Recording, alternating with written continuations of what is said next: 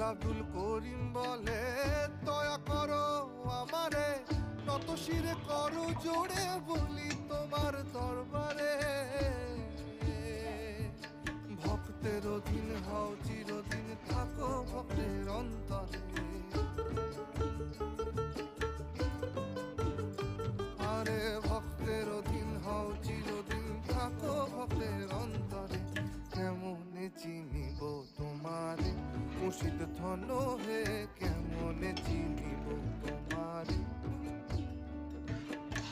দেখা দেও না কাছে নেও না, আর কত থাকি দূরে।